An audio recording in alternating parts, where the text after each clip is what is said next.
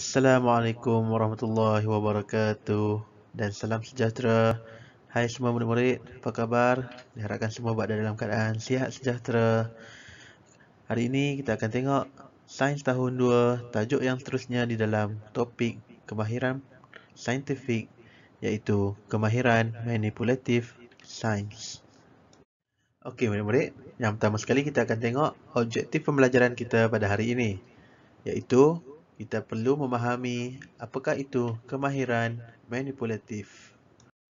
Seterusnya, kriteria kejayaan yang murid-murid perlu capai pada hari ini, iaitu pada akhir pembelajaran, murid akan dapat yang pertama, menyatakan maksud kemahiran manipulatif. Yang kedua, menyatakan 5 kemahiran manipulatif yang perlu diamalkan. Okey murid-murid, yang pertama sekali kita perlu tahu apakah maksud kemahiran manipulatif ini. Di sini dituliskan di sini iaitu kemahiran manipulatif ialah kemahiran menggunakan dan mengendalikan peralatan dan bahan sains dengan betul ketika menjalankan penyiasatan sains. Maksudnya di sini kemahiran yang kamu akan gunakan ni untuk kamu nak kendalikan peralatan dan juga bahan-bahan sains dengan betul. Kamu kena buat dengan bagus, iaitu dengan cara yang betul supaya tidak berlaku sebarang masalah ketika kamu menjalankan sebarang penyiasatan sains.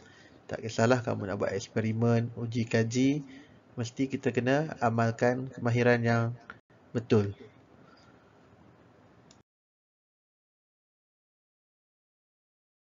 Empat orang pelajar berada di dalam makmal sains dan berkongsi pengalaman mereka di dalam kelas. Sarah berkata dia tidak boleh melupakan suatu aktiviti apabila perlu mengumpulkan siput babi untuk eksperimen mereka. Michael berkata dia menyukai sesi makmal sains. Dia suka menggunakan dan mengendalikan radas makmal yang berbeza dalam eksperimen. Lana berkata dia seperti Michael. Dia suka membersihkan semua radas selepas setiap eksperimen. Dia juga memastikan radas disimpan semula. Bagi Lynn, apa yang paling dia sukai tentang sains adalah melakar spesimen dan radas dengan betul. Kemahiran-kemahiran yang dikongsi oleh para pelajar tersebut dipanggil kemahiran manipulatif. Kemahiran manipulatif merujuk kepada kebolehan untuk menggunakan dan mengendalikan radas dan bahan makmal dengan betul apabila menjalankan penyiasatan saintifik. Kemahiran manipulatif termasuk mengendalikan spesimen dengan betul dan berhati-hati, menggunakan dan mengendalikan radas dan bahan sains, melakar spesimen dan radas sains, membersihkan radas sains dengan betul dan menyimpan radas dan bahan sains dengan betul. Okey murid-murid, mari kita perhatikan kemahiran manipulatif yang diamalkan di dalam bilik sains. Okey, kita lihat kemahiran manipulatif yang pertama, iaitu menggunakan dan mengendalikan peralatan dan bahan sains dengan betul dan cermat. Contoh gambar di bawah menunjukkan seorang murid ingin menuang cecair daripada sebuah bekas ke dalam bekas yang lain. Kita lihat di sini bekas yang digunakan, cecair berada di dalam. Apakah nama peralatan ini murid-murid? Ya, namanya adalah bikar. Dan dia ingin memindahkan cecair ini ke dalam sebuah lagi peralatan sains yang kita namakan sebagai silinder penyukat. Jadi, daripada bikar ingin pindahkan cecair ke silinder penyukat, kita perlu kendalikannya dengan berhati-hati, dengan betul dan cermat supaya tiada cecair yang tumpah semasa kita pindahkannya daripada bikar ke pada silinder penyukat. Kemahiran manipulatif yang kedua, mengendalikan spesimen dengan betul dan cermat. Apakah yang dimaksudkan dengan spesimen, murid-murid? Maksudnya ialah tumbuhan, haiwan, galian dan lain-lain yang dijadikan bahan uji kaji dalam sesebuah eksperimen. Contoh spesimen yang kita gunakan di dalam sebuah eksperimen iaitu belalang, ulat gonggok, tikus makmal dan katak. Ini adalah contoh spesimen haiwan. Untuk tumbuhan pula mungkin kita boleh gunakan bunga dan pokok-pokok yang lain lah untuk kita gunakan sebagai spesimen. Okey, kita lihat pada gambar yang di atas iaitu mengendalikan spesimen hidup siput kebun. Jadi, bila kita mengendalikan spesimen yang hidup, kita mestilah lakukannya dengan betul dan cermat supaya kita tidak mencederakan haiwan berkenaan. Contoh gambar yang pertama di sini. Okey, kita mengambil spesimen ni daripada di luar. Kemudian, kita mesti pegangnya dengan cermat. Mesti pastikan anda pakai sarung tangan supaya tangan kita tidak tercemar dengan kotoran, bakteria dan sebagainya yang ada pada haiwan berkenaan. Kemudian, kita letakkan di tempat yang sesuai untuk kita lakukan pemerhatian dalam uji kaji kita. Dan yang seterusnya, bila kita dah selesai melakukan uji kaji, haiwan itu masih hidup, jadi kita perlu kembalikannya kepada tempat asalnya semula. Kita tidak boleh bunuh haiwan tersebut. Seterusnya, kemahiran manipulatif yang ketiga, iaitu melakar spesimen, peralatan dan bahan sains dengan betul. Contoh di sini menunjukkan cara melakar bunga raya, bikar dan air. Kita hendak mengkaji tentang bunga raya dan juga bikar yang mengandungi air. Okey, ini adalah gambar yang sebenar. Jadi kita perlu melakar semula, iaitu melukis semula apa yang kita nampak di sini. Kita lukis bunga raya, pastikan bentuknya adalah samalah dengan apa yang kita lihat. Jika bunga raya ada 5 kelopak, jadi pastikan kita lukis pun mempunyai 5 kelopak. Dan juga lukisan untuk bikar dan juga cecair yang berada di dalamnya mestilah tepat. Contohnya jika bikar ni air dia adalah separuh, jadi cecair yang kita lukis pun adalah separuh. Ini adalah lukisan akhir, iaitu kita mesti bila kita dah lukis mesti kita ada label. Kita labelkan apa yang terdapat pada bunga raya. Mesti ada kelopak.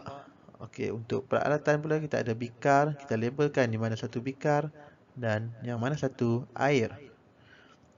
Berikut adalah contoh hasil lakaran untuk sesebuah uji kaji. Contoh di bawah adalah lakaran tentang haiwan dan sebagainya. Kemahiran manipulatif yang keempat, membersihkan peralatan sains dengan cara yang betul. Mari kita lihat contoh di bawah, iaitu mencuci tabung uji.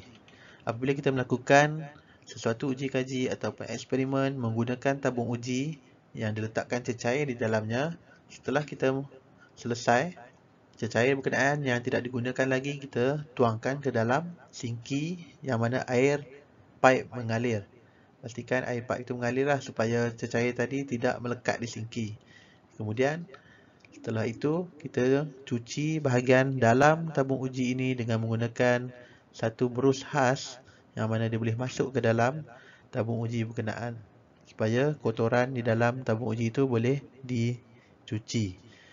Seterusnya, setelah dicuci dengan bersih, kita letakkan tabung uji berkenaan di tempat yang mudah untuk dikeringkan, iaitu kita gunakan rak tabung uji. Ini dinamakan sebagai rak tabung uji. Kita tiarapkannya supaya boleh dikeringkan. Konsep ini adalah sama seperti anda berada di rumah, iaitu apabila selesai anda makan, apa yang anda perlu buat? Ya, anda perlu mencuci pinggan supaya selepas anda mencuci pinggan berkenaan, anda boleh gunakan semula pinggan itu untuk kamu nak makan pada keesokan harinya ataupun yang seterusnya. Sama juga dengan peralatan sains. Lepas kamu gunakan, kamu perlu cuci supaya bila kamu dah cuci, dah kering dan bersih, untuk kita boleh gunakan semula peralatan berkenaan pada uji kaji yang seterusnya. Kemahiran manipulatif yang kelima, iaitu menyimpan peralatan dan bahan sains dengan betul dan selamat. Contoh gambar yang diberi iaitu menyimpan bikar. Setelah anda menggunakan bikar dalam uji kaji, kita dah bersihkan, kita perlu simpan semula di tempat yang disediakan, iaitu di mana tempat anda ambil, dekat situlah tempat kamu simpan semula. Contoh yang di sini, dia menggunakan bikar saiz 250 ml. Jadi, kita pastikan letakkan di tempat yang betul, iaitu bikar 250 ml. Kita tidak boleh letakkan di tempat saiz yang berlainan.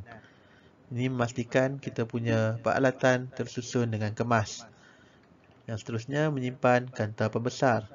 Simpan kanta pembesar di tempat yang anda ambil, iaitu letakkan semula di dalam kotak yang diberikan dan letakkan di dalam laci susun dengan kemas. Okey, sama juga dengan konsep anda berada di rumah. Bila anda berada di rumah, contoh je, berada di dapur, setelah anda basuh pinggan, kat mana anda nak letak pinggan itu? Pinggan yang dah kering. Jadi, setelah anda dah simpan, anda perlu simpankan pinggan yang anda dah cuci itu di tempat yang anda simpan pinggan lah. Takkan kamu nak simpan dekat tempat lain. Jadi, pastikan dapur kita pun teratur dengan kemas. Tak adalah bersepah-sepah kamu punya pinggan mangkuk. Sama juga dengan makmal sains, bilik sains. Bilik sains juga ada tempat-tempat khas untuk menyimpan peralatan sains. Jadi, apabila kita simpan peralatan sains dengan betul dan selamat, peralatan tadi akan nampak tersusun, kemas dan mudah untuk kita cari supaya kita nak gunakan semula pada masa yang akan datang. Okey, kita pergi kepada tugasan yang pertama.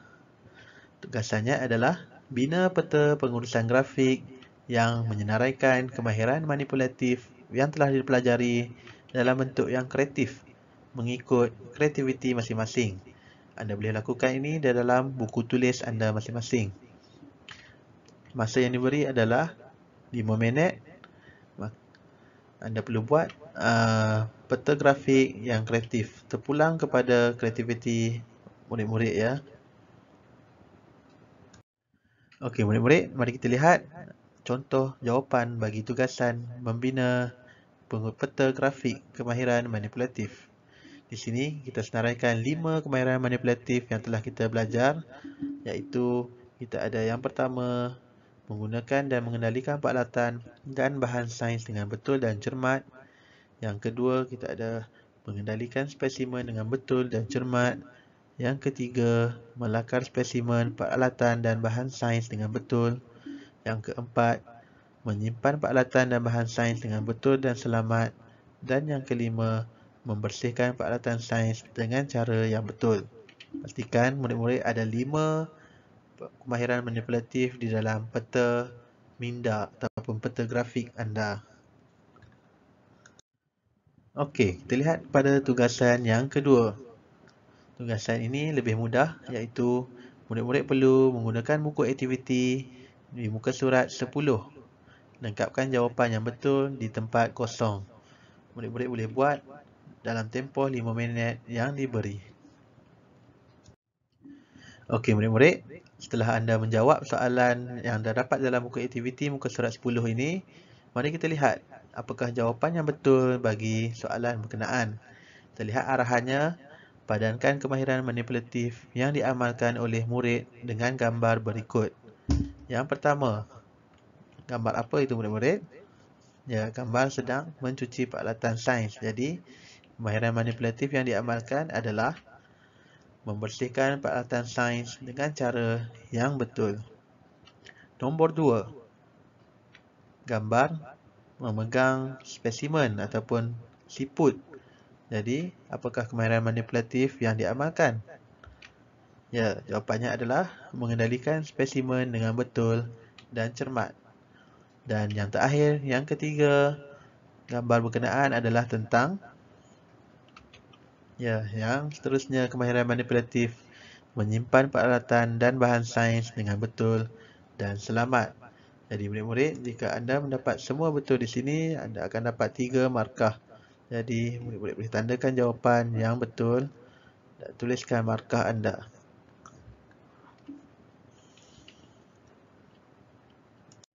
Okey murid-murid, sekian saja untuk pembelajaran kita pada hari ini, iaitu kemahiran manipulatif.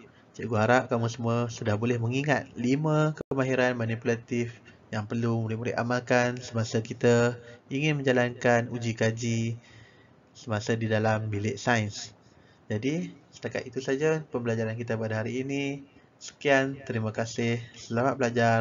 Stay safe, stay at home, learn at home. Bye-bye.